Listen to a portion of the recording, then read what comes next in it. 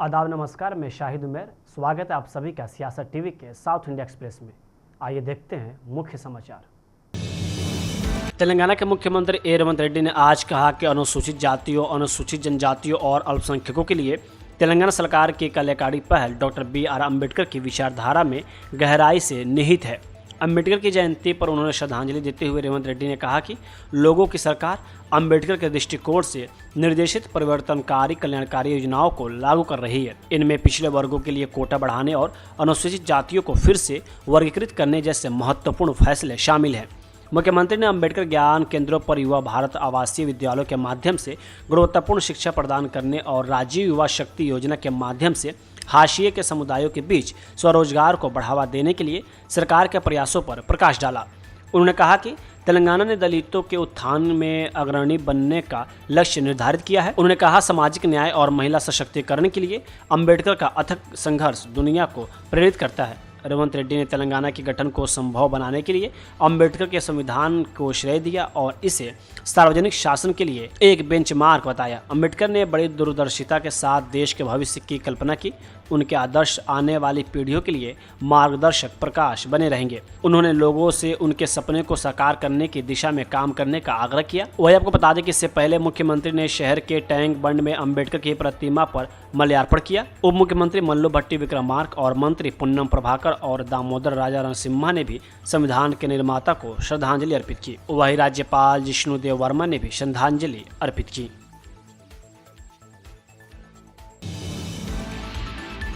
BRS MLC की कविता ने आरोप लगाया कि अम्बेडकर की जयंती पर कामारेड्डी जिले में पुलिस ने दलितों के कपड़े उतारे, उन्हें अपमानित किया और गिरफ्तार किया। उन्होंने लिंगमपेट मंडल में हुई घटना की निंदा करने के लिए सोशल मीडिया प्लेटफॉर्म X का सहारा लिया। उन्होंने कहा कि अम्बेडकर जयंती पर दलितों के खिलाफ अकल्पनीय क्रूरता शासन का कितना शर्मनाक प्रतिबिंब है। क्या यह डॉक्टर अम्बेडकर का संविधान लागू है या CM रेवंत रेड्डी की निजी नियम पुस्तिका। BRS अध्यक्ष और पूर्व मुख्यमंत्री के चंद्रशेखर राव की बेटी की कविता ने कहा, लिंगमपेट मंडल कामारेड्डी में दलितों को पुलिस ने निर्वस्त्र किया, अपमानित किया और गिरफ्तार किया। किस लिए? अम्बेडकर जयंती के लिए बैनर लगाए। पुलिस ने अनियंत्रित भीड़ की तरह काम किया, न कि लोक सेवकों की तरह। किस तरह की पुलिस ऐसा कुछ करने के लिए पर्याप्त साहसी महसूस करती है जब तक कि उन्हें पता न हो कि उनके ऊपर संरक्षित हैं। यह सिर्फ क्रूरता नहीं है, यह घृणा अपराध है। मैं इस अमानवीय कृत्य की कड़ी निंदा करती हूँ। मैं मांग करती हूँ कि इसमें शामिल अधिकारियों को तत्काल निलंबित किया जाए। जिम्मेदार लोगों के खिलाफ बिना देरी किए SC/ST अत्याचार के मामले दर्ज किए जाएं। यह कानून और व्यवस्था नहीं है, यह लक्षित उत्पीड़न है। हम किसी भी आवाज़ को चुप नहीं होने देंगे जिस पर हमला किया गया है।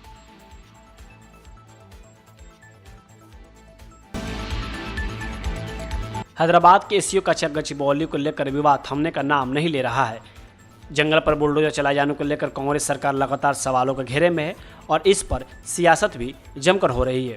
इसी बीच देश के प्रधानमंत्री नरेंद्र मोदी ने तेलंगाना कांग्रेस सरकार पर निशाना साधा और उन्होंने कहा कि तेलंगाना में कांग्रेस सरकार जनता से किए वादों को भूल गई है।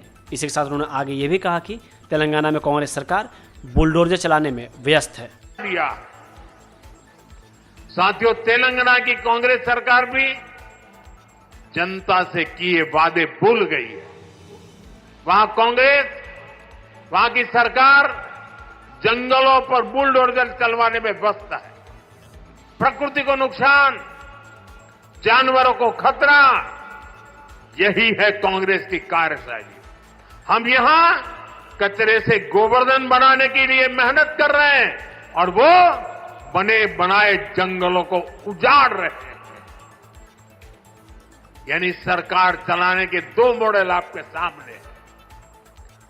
एक तरफ कांग्रेस का मॉडल है जो पूरी तरह झूठ साबित हो चुका है, जिसमें सिर्फ कश्मीर कुर्सी के बारे में सोचा जाता है। दूसरा मॉडल बीजेपी का है जो सत्य के आधार पर चल रहा है, बाबा साहब आंबेडकर ने दी हुई दिशा पर चल रहा है, संविधान की मर्यादाओं को सर आंखों पर चढ़ा के चल रहा है और सपना है विकसित भारत बनाने के लिए प्रयास करना। आज यहां यमुना नगर में भी हम इसी प्रयास को आगे बढ़ता देखते हैं।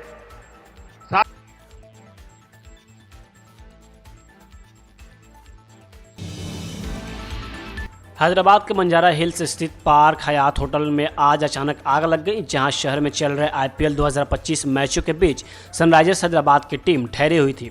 बताया जा रहा है कि होटल की पहली मंजिल पर आग लगी थी, जिससे पूरे इलाके में घना धुआं फैल गया। घटना के बाद दमकल गाड़ियों पार्क हयात होटल पहुंची। दमकल कर्मी तुरंत मौके पर पहुंची और आग बुझाई, जिससे आसपास के इलाके में घना धुआं फैला था। हैदराबाद जिला अग्नि मिशन अधिकारी टी वेंकन्ना ने बताया कि सनराइजर्स हैदराबाद की टीम ने अपने तय कार्यक्रम के अनुसार होटल से सुनिश्चित रूप से चेकआउट कर लिया था और कोई अन्य हताहत नहीं हुआ। खिलाड़ियों को उनकी टीम बस में होटल से बाहर निकलते देखा गया। डीएफओ ने कहा कि आग दुर्घटनाक्रम सुबह 8:30 पहली मंजिल पर स्थित सपा के पुरुष वर्ग में हुई। सपा में शॉर्ट सर्किट के कारण आग लगी। वहीं दमकल कर्मियों ने होटल में उपलब्ध अग्निशामक यंत्रों से आग पर काबू पाया। कर्नाटक के मुख्यमंत्री सिद्धरामैया ने आज कहा कि 17 अप्रैल को होने वाले विशेष कैबिनेट बैठक में जातीय जनगणना रिपोर्ट पर चर्चा के बाद ही कुछ बोलूंगा। मैं तब तक इस संबंधित किसी भी मामले पर टिप्पणी नहीं करूंगा। सिद्धरामैया ने आगे कहा कि हम इस मुद्दे पर चर्चा के लिए 17 अप्रैल को कैबिनेट की बैठक बुलाई है। हम वहां इस पर चर्चा करेंगे। चर्चा के बाद मैं इसके बारे में बोलूंगा। वे भारतीय संविधान के निर्माता BR अम्बेडकर को उनकी 134वीं जयंती पर श्रद्धांजलि देने के बाद पत्रकारों से बात कर रहे थे। कर्नाटक कैबिनेट ने 11 अप्रैल को सामाजिक, आर्थिक और शैक्षणिक सर्वे को मंजूरी दी, जिसे जातीय जनगणना के रूप में जाना जाता है। राज्य पिछड़ा वर्ग आयोग के अध्यक्ष एच कांताराजू की अध्यक्षता वाले आयोग को जातीय जनगणना रिपोर्ट तैयार करने का काम सौंपा गया था। सिद्धरामैया ने भाजपा के इस आरोप को निराधार बताया कि कांग्रेस ने लोकसभा चुनाव में अंबेडकर को हराया था। अंबेडकर ने एक पत्र लिखकर अपनी हार के लिए हिंदुत्व विचारक विनायक दामोदर सावरकर और कम्युनिस्ट नेता श्रीपद अमृत डांग को जिम्मेदार ठहराया। उन्होंने आरोप लगाया कि भाजपा महात्मा गांधी, अंबेडकर और भारत के पहले गृह मंत्री सरदार वल्लभ भाई पटेल को अपना बनाने की कोशिश कर रही है। सिद्धरामैया ने आरोप लगाया कि जिन्होंने अंबेडकर का विरोध किया और महात्मा गांधी की हत्या की, वे अब उन्हें अपना बनाने की कोशिश कर रहे हैं। भारतीय संविधान का विरोध करने वाले मानवतावादी अब उनके प्रति नरम रुख अपना रहे हैं।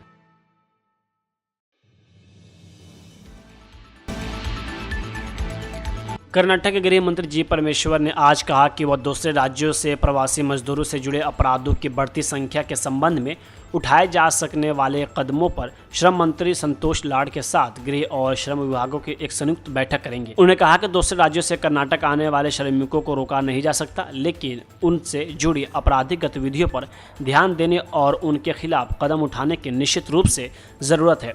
गृह मंत्री का यह बयान हुबली में 5 वर्षीय बच्ची के कथित अपहरण और हत्या के बाद आया है। देश के विभिन्न हिस्सों से मजदूर आ रहे हैं क्योंकि बेंगलुरु एक तेजी से विकसित हो रहा है। कई मामलों में हम देखते हैं कि वे आपराधिक गतिविधियों में शामिल हैं। हमें निश्चित रूप से इस पर ध्यान देने की जरूरत है। परमेश्वर ने एक सवाल का जवाब देते हुए आगे कहा कि देश के अन्य हिस्सों से आने वाले लोग ऐसे अपराधों में अधिक शामिल हैं। पत्रकारों से बात करते हुए उन्होंने कहा, मैं श्रम मंत्री और संबंधित अधिकारियों से चर्चा करूंगा और देखूंगा कि हम क्या कर सकते हैं। हम विभिन्न राज्यों से आने वाले श्रम बल को रोक नहीं सकते, लेकिन हम कुछ उपाय कर सकते हैं। मैं श्रम मंत्री से इस पर चर्चा करूंगा। हम एक संयुक्त बैठक करेंगे जिसमें उठाए जा सकने वाले उपायों पर चर्चा होगी। आपको बता दें कि रविवार को हुबली में एक व्यक्ति द्वारा 5 वर्षीय लड़की के अपहरण और हत्या को भयावह घटना बताते हुए गृह मंत्री ने कहा कि पुलिस ने कुछ ही समय में आरोपी को पकड़ लिया था और जब उसे सबूत जुटाने के लिए उसके घर ले गया तो उसने अचानक पुलिस पर हमला कर दिया और खुद को बचाने के लिए स्वाभाविक रूप से पुलिस ने उस पर गोली चला दी और अस्पताल ले जाते समय उसकी मौत हो गई। उन्होंने कहा कि मैंने तथ्यों को सामने लाने के लिए एक वरिष्ठ अधिकारी द्वारा जाँच के आदेश दिए हैं।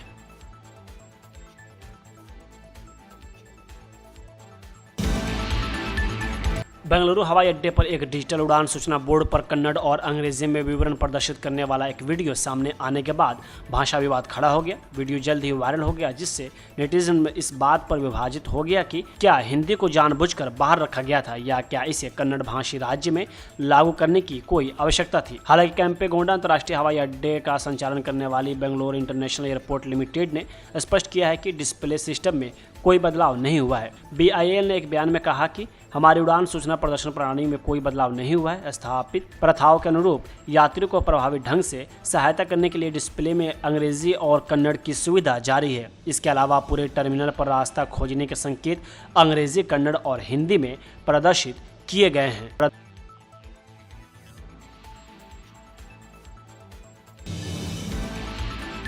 प्रधानमंत्री नरेंद्र मोदी द्वारा अपने भाषण में कांग्रेस पर संविधान को वोट बैंक के लिए हथियार के रूप में इस्तेमाल करने का आरोप लगाने पर कांग्रेस अध्यक्ष मल्लिकार्जुन खड़गे ने कहा कि वह कहते हैं कि हमने बाबा साहेब अम्बेडकर का अपमान किया है। किस पार्टी ने बाबा साहेब अम्बेडकर को संविधान सभा का सदस्य और प्रारूप समिति का अध्यक्ष बनाया था? बाबा साहेब अम्बेडकर ने अपने पत्र में कहा था कि उन्हें हराने की साजिश डांगे और सावरकर ने रची थी। बाबा साहब अम्बेडकर को इंसल्ट किए हैं ये लोग कहते हैं। बाबा साहब अम्बेडकर को कॉन्स्टिट्यूंट असेंबली के मेंबर किसने बनाया? ड्राफ्टिंग कमेटी का चेयरमैन किस पार्टी ने बनाया? उनकी इज्जत कांग्रेस पार्टी में तो बहुत है, लेकिन इन्होंने क्या किया? आप बोल रहे डिफीट हो गए। किनके वजह से डिफीट हो गए? बाबा साहब खुद अपने लेटर में कहते हैं 18/1/52 में बाबा साहब अम्बेडकर ने ये कहा कि देखिए ये जो इनको हराया गया इसके बारे में वो बाबा साहब अम्बेडकर कहते हैं कि एक तो प्लॉट था डांगे का और दूसरा था to plot to defeat me was hatched by Dange and Savarkar, who were inflammable by my। यानी बाबा साहब अम्बेडकर खुद कहते हैं कि मुझे हराने में डांगे और सावरकर का हाथ था, और अपने दोस्त को उन्होंने लिखा है कि इसमें ये सारी चीजें भी और एक संगोड़कर क्या कुछ नाम है उनका, तो उनको इन्होंने बाबा साहब अम्बेडकर ने कहा। तो इसमें ये तो हराने वाले लोग हैं हिंदू महासभा और कम्युनिस्ट पार्टी के डांगे। तो वो क्या चाहते थे कि दोनों मिलके जनरल सीट आए और रिजर्व सीट में बाबा साहब हारे।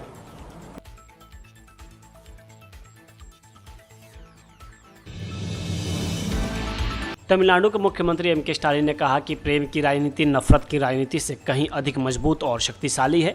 मुख्यमंत्री एम.के. स्टालिन ने आज चेन्नई के कलैवनार आरंग में आदि द्रविड़ और आदिवासी कल्याण विभाग की ओर से आयोजित समानता दिवस समारोह को संबोधित किया।